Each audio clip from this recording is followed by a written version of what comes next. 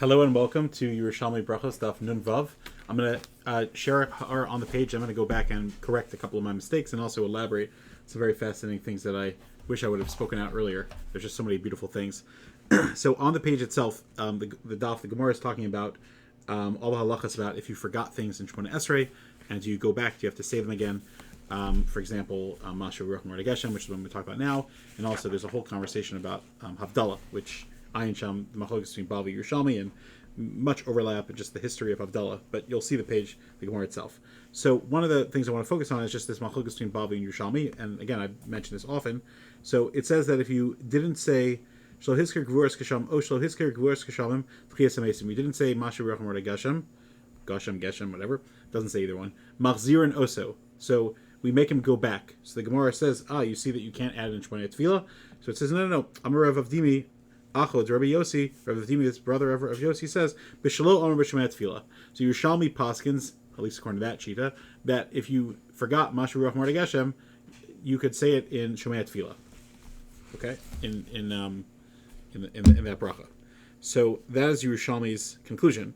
However, the Bavli strongly disagrees with this, and this is brought down in many places.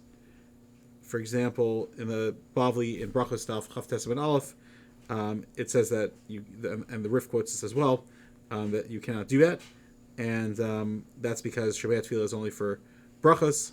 It's only for tefillos to make requests, but it's not meant for mentioning praises of Hashem, which is the praise of Hashem. Rashi and Tosis and Berachos say this as well, and that is the general halacha as well. So you see that Bavli and Yerushalmi have an argument, and we go with the Bavli, as we often do, and probably most of the times do. Of course, there's many shitas that we should know because of the Yerushalmi. So I want to go back to a couple of things. One of the ha'aras I asked, one thing is a mistake. Let's always start with that. Shigios miyavin. When I was talking about the story of Eliyahu Navi, so I made a mistake. I said the Isha Shunamis. I was confusing him. That the Isha Shunamis was was Eliyahu's Talmud, Elisha's host, and he was Machai Mesim at that house as well. Sorry, this camera lost me. Okay.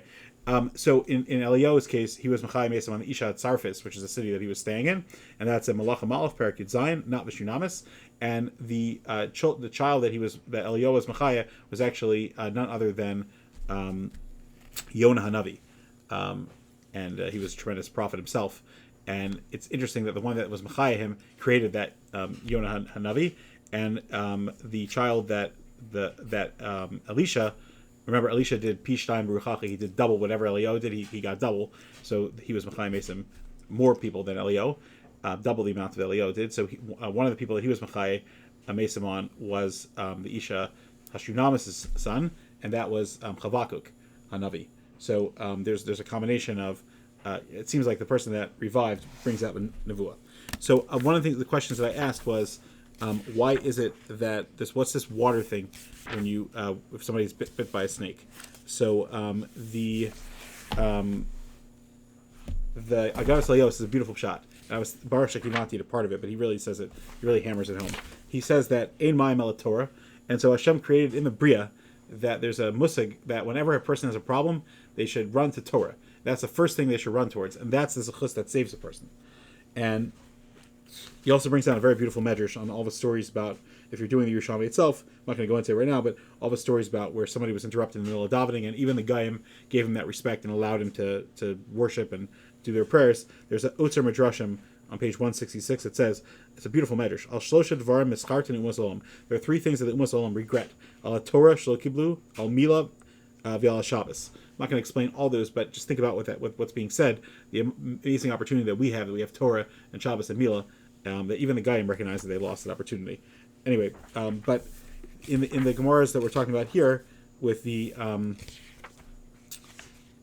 here it is, with the snake. So he says that's the remez that a person should always turn towards Torah first, and he also says that that the snake, why does it die if the guy reaches the water first? Because snakes are very smart.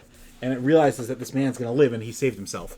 And so therefore it gets angry that it didn't fulfill what it wanted, and so it dies. And so you see that anger literally kills people. It's very interesting to think about that psychologically.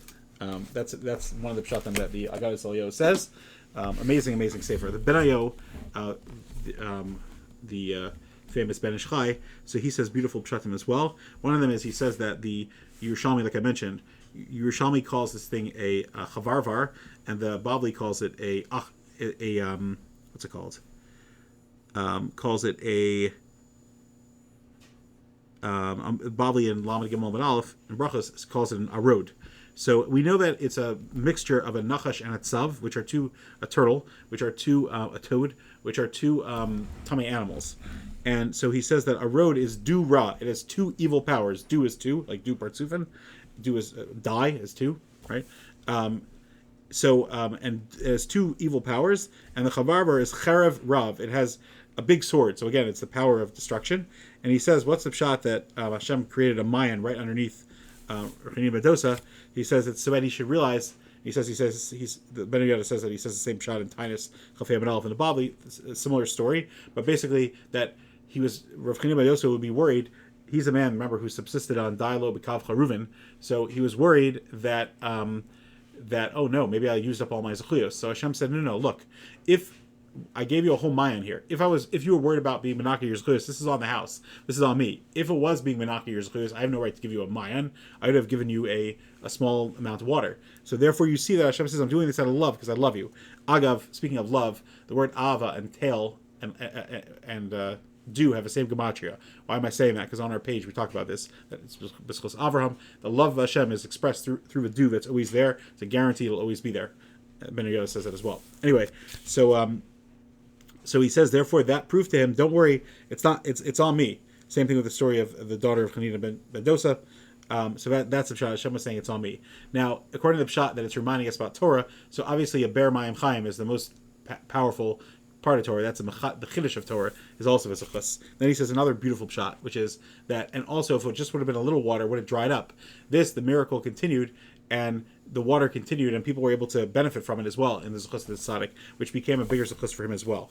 Beautiful, beautiful words. The last thing is that all the Mefarshei Yerushalmi talk about this question, that it says that they would bring a zaken when Hashem would bring a famine. He'd go in Rav Yossi Aglili, and he would daven, and it would rain. Why is he the one that said? So many of the Farshim basically bring down that he did something amazing with his life, that he gave food to someone who didn't deserve it. Ayin Shem Ben Yehuda, he brings down the whole Yerushalmi as well.